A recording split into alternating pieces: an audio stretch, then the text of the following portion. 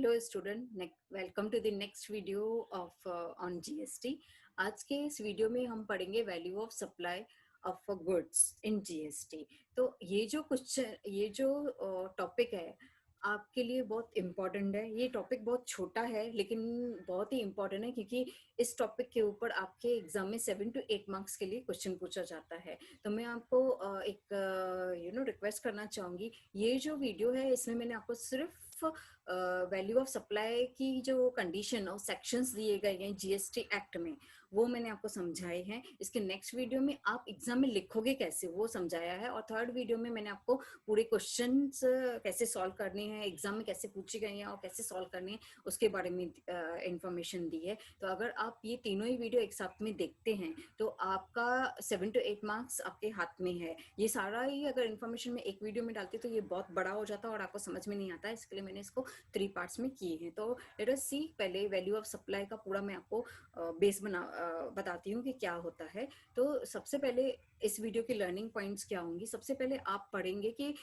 ये जो हम लोग वैल्यू फाइंड आउट कर रहे हैं तो इसकी जरूरत क्या है, मतलब कि क्यों वैल्यू फाइंड आउट करना है। उसके बाद में मैं आपको पढ़ाऊंगी कि सेक्शन 15 के हिसाब से कैसे वैल्यू फाइंड आउट की जाती है। उसके बाद में ये थोड़ा सा इसके बारे में इंफॉर्मेशन लेंगे कि मतलब क्या क्या इंक्लूड करना चाहिए और क्या क्या नहीं लेना चाहिए, क्या क्या एक्सक्लूशन होना चाहिए value of supply find out करने के लिए। और लास्ट में मोस्ट इंपॉर्टेंट आपका लास्ट पार्ट जो इस वीडियो का रहेगा वो रहेगा फॉर्मेट। तो प्लीज सेकंड वीडियो देखने से पहले ये जो लास्ट मैंने आपको फॉर्मेट दिया है, वीडियो पॉज करके प्लीज अपने पास में लिख लीजिएगा।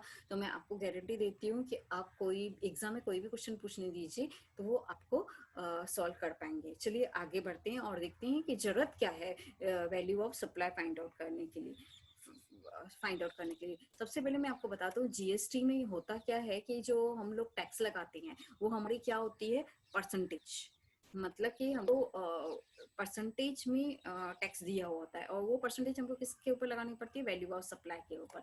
इसके लिए ये बहुत ही जरूरी, value of supply of what, किस कुछ भी हो सकता है, गुड्स भी हो सकता है, सर्विस भी हो सकता है, बहुत भी हो सकता है। तो इसके लिए ये हमारे लिए बहुत ही इंपॉर्टेंट हो जाता है कि टैक्स जो हमको पे करनी है, जिसके ऊपर हमको लगानी है, तो वो वैल्यू हमारी क्या होनी चाहिए, एक्यूरेट होनी चाहिए और प्रॉपर होनी चाहिए। और ये जो वैल्यू फाइंड आउट करना है वो हमको पूरा डिटेल्स दिया गया है सेक्शन 15 ऑफ CGST एक्ट 2017 में। और उसके साथ साथ में कुछ प्रिस्क्राइब्ड रूल्स भी दिए गए हैं। तो ये है क्या, आगे देखते हैं।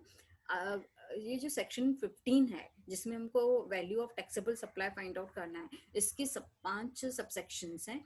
सबसे पहला वाला जो सबसेक्शन है 1, उसमें हम लोगों को समझाया गया है कि ट्रांजैक्ट वैल्यू क्या होता है। उसके बाद में ये जो सेकंड है, मतलब कि सेक्शन 15 का सबसेक्शन 2 जो है उस that is consist of what is to be included in the value of supply।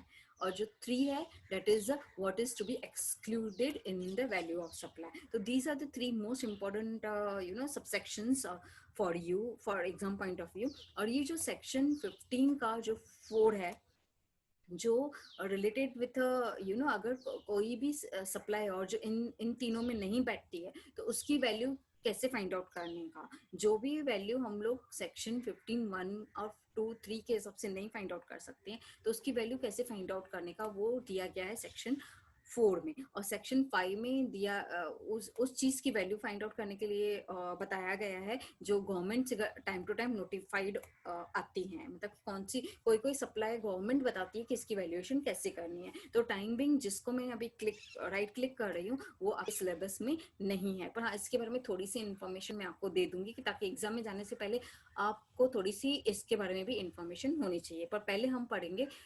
Subsections 1, 2, 3। तो लेट अस सी कि सेक्शन 1 क्या बोलता है।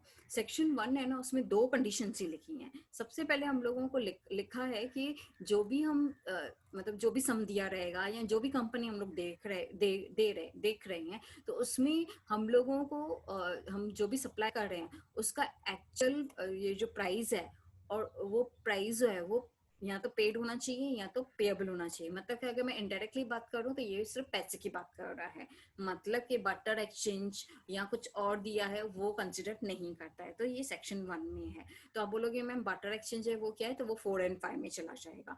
और दूसरी बात जो इसमें दूसरी कंडीशन जो सेक्शन 15(1) में लिखी है वो है कि जो सप्लायर और रेसिपेंट है वो क्या होना चाहिए, मोस्ट इंपॉर्टेंट नॉट रिलेटेड, मतलब कि वो दोनों एक दूसरे से रिलेटेड नहीं होना चाहिए। तो ये लिखा है प्रोविजन में। एज ए स्टूडेंट आप कैसे समझोगे, जरा इस स्लाइड में समझिए। सी हम लोगों को किसी भी वैल्यू फाइंड आउट करने के लिए पहले तो हमको दो चीजें देखनी है कि जो दो लोग हैं वो क्या होना चाहिए, अनरिलेटेड होना चाहिए। और सेकंड हम लोगों को दूसरी बात क्या देखनी चाहिए, जो प्राइस है वो सोल कंसिडरेशन होना चाहिए, मतलब कि सिर्फ पैसे के रूप में होना चाहिए। तो जहां पे भी ये दोनों बातें हैं, मतलब कि अनरिलेटेड हैं दोनों पार्टीज, और दूसरा क्या है पैसे के रूप में कंसिडरेशन है, तो वो वैल्यू हमारी क्या हो जाएगी, ट्रांजैक्शन वैल्यू या ट्रांजैक्ट वैल्यू हो जाएगी। यहाँ पे देखिए जो ट्रांजैक्ट वैल्यू का मीनिंग क्या होता है, price paid or payable for the said supply for of a goods service और बोथ, मतलब कि जो भी वैल्यू हम सप्लायर को पे करने वाले हैं या पे कर दिया है, जो भी हमने उससे लिया है, या तो गुड्स लिया है या तो सर्विस लिया है या बोथ, वो हमारी क्या होती है, transact value. And obviously transact value है तो उसके ऊपर टैक्स लगेगा। आगे बढ़ते हैं। अब हम देखेंगे कि सेक्शन 15(2) में क्या दिया गया है। सेक्शन 15(2) में वो सब दिया गया है कि वैल्यू ऑफ सप्लाई में आप क्या क्या ऐड करोगे। सो वैल्यू ऑफ सप्लाई में आप ऐड करोगे सारी टैक्सेस किसी भी नाम से दी हुई हो, सिवाय CGST, SGST और ये जो हमारी टैक्सेस हैं, मतलब GST को छोड़ के बाकी किसी भी नाम से अगर आपके क्वेश्चन में टैक्स का नाम दिया हो तो वो आपको ऐड करनी है। मैंने थोड़े से एग्जांपल यहाँ पे दिए हैं, जैसे कि municipal tax, exercise duty, custom duty, उसके सिवा वैट, सेंट वेट, किसी भी नाम से दिया हुआ हो, GST को छोड़ के बाकी सारी टैक्सेस आपको वैल्यू में ऐड करनी है। दूसरा अमाउंट जो आपको ऐड करना है वो है थर्ड पार्टी पेमेंट, मतलब कि जो सप्लायर को पे करना चाहिए था उसके बदले में किसी और ने पेमेंट किया है तो वो भी हम लोग ऐड करेंगे। जैसे कि यहाँ पे मैंने एक एग्जांपल दिया है कि अगर रेसिपेंट ने पे किया है फ्रेट, पर वो किसको पे करना चाहिए था, सप्लायर को। यहाँ पे वर्ड लिखा है ऑन बिहाफ, तो ये आपको ध्यान पे रखना होगा। जानबूझकर आपको फंसाने के लिए कभी नॉट ऑन बिहाफ बोलती हैं, तो आपको ध्यान रखना है अगर not on behalf of supplier तो नहीं लेना है।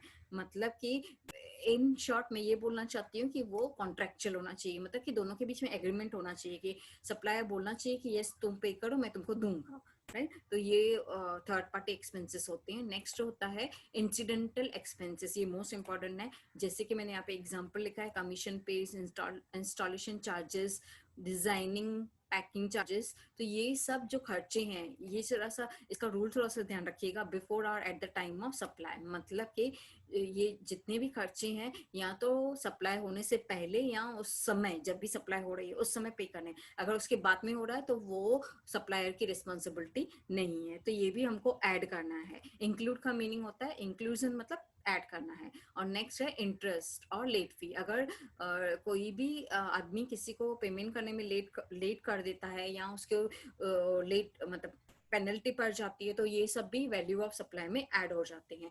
स्टूडेंट थोड़ा सा यहाँ पे लास्ट वाले के ऊपर ध्यान दीजिएगा। सब्सिडीज, सब्सिडीज वैसे तो सबको मालूम है, फिर भी मैं थोड़ा सा शॉर्ट में बता देती हूँ। कुछ कंसेशंस या कुछ हेल्प मिलती है हमारी ऑर्गेनाइजेशन को प्रोडक्शन आगे बढ़ाने के लिए। तो ये जो सब्सिडीज है वो दो टाइप की हो सकती है, एक गवर्नमेंट की तरफ से हो सकती है और दूसरा प्राइवेटली हो सकती है। अगर कोई सब्सिडी हमको गवर्नमेंट की तरफ से मिली है तो उसको हमको वैल्यू ऑफ सप्लाई में इंक्लूड नहीं करना है। मैं वापस रिपीट करनी है, नहीं करना है। ओके। और जो कोई सब्सिडी अगर प्राइवेटली मिली है या किसी एनजीओ से मिली है, किसी एसोसिएशन से मिली है, तो वो हमको इंक्लूड करना है वैल्यू ऑफ सप्लाई में। तो ये मैंने स्पेसिफिकली क्यों फोकस किया, क्योंकि यहाँ पे एग्जाम में बहुत सारी मिस्टेक्स आपसे होती हैं। तो डोंट वरी, मेरी सेकंड वीडियो में मैंने जब भी सम किए हैं तो जानबूझकर गवर्नमेंट की सब्सिडीज और प्राइवेट सब्सिडीज सब डाले हैं, तो आपको आइडिया आ जाएगा। आगे बढ़ते हैं, सेक्शन 3 की तरफ बढ़ते हैं। सेक्शन 15 सबसेक्शन 3 जो है सबसे इजी है, एक्सक्लूजन, मतलब कि क्या माइनस करना चाहिए वैल्यू ऑफ सप्लाई में। तो वहां पे एक ही वर्ड आपको याद रखना है, डिस्काउंट पर, और उसके साथ में खाली एक वर्ड याद रखना है, बिफोर और at the time of supply. कभी कभी जब भी सप्लाई हो जाती है उसके बाद में अगर कोई डिस्काउंट अलाउड होता है, राइट, तो वो भी हम लोग माइनस कर सकते हैं, पर प्रोवाइडेड उसका पहले से ही एग्रीमेंट हुआ हो, राइट। तो ये दो बातें आपको ध्यान पे रखनी है, क्योंकि ये इसके लिए बताया क्योंकि कभी कभी किसी किसी एग्जाम में स्टूडेंट को फंसाते हैं कि डिस्काउंट अलाउड जो है वो बाद में दिया सप्लायर ने, पर उसके लिए पहले से ही कॉन्ट्रैक्ट बना हुआ था। कॉन्ट्रैक्ट बना हुआ था मतलब एग्रीमेंट था, और ये जानबूझ के बोलेंगे it was not in the contract. अगर नहीं है तो माइनस नहीं करना है, अगर एग्रीमेंट में है तो माइनस करना है, बस इतना छोटा सा ही है। आगे चलते हैं। अब जरा थोड़ा सा फॉर्मेट देख लीजिए, मोस्ट इम्पॉर्टेंट है। प्लीज अगर आप मेरे से ही पढ़ रहे हैं तो प्लीज इसको, इस वीडियो को पॉज करके ये जरा सा लिख लीजिए, कि ताकि आपको मेरी नेक्स्ट वीडियो जब भी देखोगे तो आपको सिर्फ इस ये फॉर्मेट अगर रेडी रहेगा तो सिर्फ वैल्यू सब्स्टिट्यूट करनी है और ऐसे ही आपका आधा काम हो जाएगा। तो लेट अस सी कैसे फॉर्मेट होता है। पहले लिस्ट प्राइस लेनी है और उसमें ऐड करना है, जैसे मैंने पहले आपको बताया, सब टाइप की taxes, incidental expenses, third party ने अगर एक्सपेंसेस किया है सप्लायर के बिहाफ पे, मैं वापस से रिपीट करूँ, सप्लायर के बिहाफ पे, तो वो यहाँ पे लेना है। अगर कोई लेट फीस या इंटरेस्ट या सब्सिडी या पेनल्टी, सॉरी पेनल्टी हुई है तो वो भी हमको ऐड करना है। और अगर सब्सिडी है और गवर्नमेंट से नहीं मिली हुई है तो वो यहाँ पे ऐड करना है। मतलब कि गवर्नमेंट से मिली रहेगी तो ये नहीं आएगा, अगर गवर्नमेंट से नहीं मिली रहेगी तो वो यहाँ पे आएगा, ठीक है। और लास्ट वाला एक्सक्लूजन, हमको डिस्काउंट अगर कुछ सम में दिया रहेगा तो वो हमको क्या करना है, माइनस करना है। तो इस तरीके से आप लिस्ट प्राइस और जितनी भी एक्सपेंसेस हैं वो ऐड करोगे तो आपको ये वैल्यू मिल जाएगी, और इस वैल्यू में से आपको डिस्काउंट माइनस करोगे तो जो ये फाइनल अमाउंट आपको मिलेगा, right, this amount will be the value of supply for you. Okay, तो ये जो वैल्यू ऑफ सप्लाई है इसके ऊपर हमको टैक्स लगाना होता है। तो ये है आपका value of supply. It's a very small chapter, और 7 to 8 मार्क्स आपके हाथ में आ जाएंगी। लेट अस आगे एंड करने से पहले मैं आपको एक बात बता दूं कि ये जो बोले सेक्शन 4 और 5 आपके सिलेबस में नहीं है, लेकिन फिर भी मैं थोड़ी सी इंफॉर्मेशन आपके बारे इसके बारे में देना चाहूँगी। ये जो सेक्शन 4 है और जो सेक्शन 5 है उसमें देखिए ये इस सब के बारे में है। अगर हम कोई सप्लाई कर रहे हैं और नॉन मॉनिटरी मतलब पैसे के रूप में नहीं है तो उसकी वैल्यू कैसे फाइंड आउट करना। यहाँ दूसरी बात है कि आधा पैसा दे रहे हैं और आधा कुछ और दे रहे हैं तो उसकी वैल्यू कैसे फाइंड आउट करना। यहाँ हम लोग पैसे के साथ में कुछ और भी दे रहे हैं तो उसकी वैल्यू कैसे फाइंड करने का।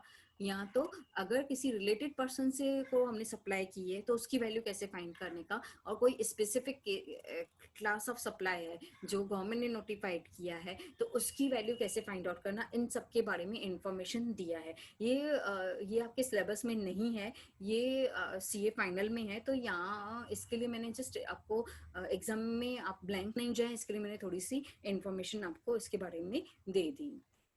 इस तरीके से स्टूडेंट प्लीज जरा ध्यान पे रखिएगा। आज के इस वीडियो में मैंने सिर्फ आपको समझाने की कोशिश की है कि जो वैल्यू ऑफ सप्लाई है वो कैसे कैलकुलेट की जाती है और जीएसटी में उसके क्या रूल्स हैं। इसके नेक्स्ट वीडियो में मैं आपको बताऊंगी कि एग्जाम में आप कैसे लिखोगे ताकि आप 7 to 8 मार्क्स के क्वेश्चन सॉल्व कर सको। तो मेरी एक हम्बल रिक्वेस्ट है, अगर आपने मेरी वीडियो से सीरियसली थोड़ा बहुत भी कुछ अगर थोड़ा सीखा है तो प्लीज़ मेरे वीडियो को लाइक कीजिए, शेयर कीजिए, और प्लीज़ मेरे चैनल को सब्सक्राइब कीजिए। Thank you for watching the video.